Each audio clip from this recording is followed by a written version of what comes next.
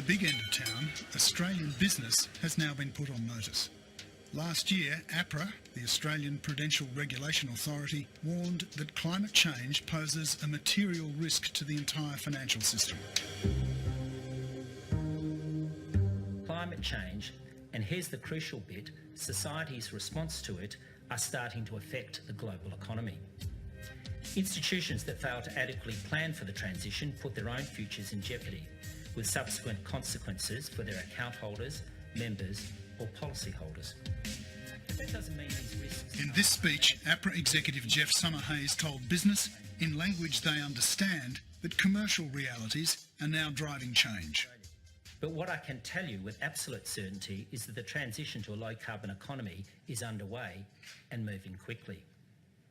The weight of money, pushed by commercial imperatives such as investment, innovation, reputational factors, is increasingly driving that shift rather than scientists or policymakers. We've certainly seen in the last couple of years a significant shift in the attitudes of those stakeholders to climate change as a financial risk issue. APRA cited legal opinion that found company directors who failed to consider and disclose climate risk could be in breach of the Corporations Act. Sarah Barker was the instructing solicitor on that legal opinion.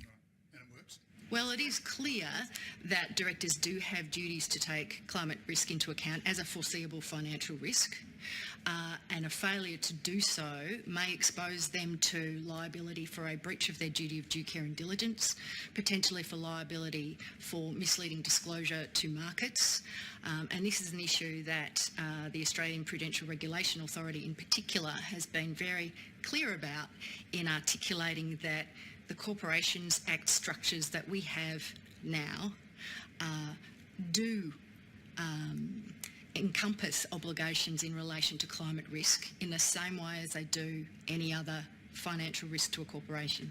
Our office at Minter's, there's 600 people. And those directors and corporations that don't embrace change, she says, will pay a price. I think in any market disruption, there are going to be winners and losers, and there are always going to be corporations that do have a vested interest in preserving business as usual and preserving the status quo. But there will be change. There will be change. And if we're still applying 20th century business as usual thinking to what is an unprecedented 21st century problem, they may find that over a very short space of time that their competitive position is compromised. The discussions, even the arguments about how to respond to the climate changes we've already had will no doubt continue. But for emergency services, for many farmers, and for much of the corporate world, adaptation is now essential.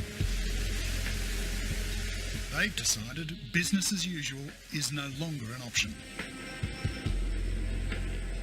Climate change is demonstrably a foreseeable financial risk issue, which means that boards of directors need to exercise due care and diligence in thinking about how it impacts on their company in the same way as they would any other financial risk.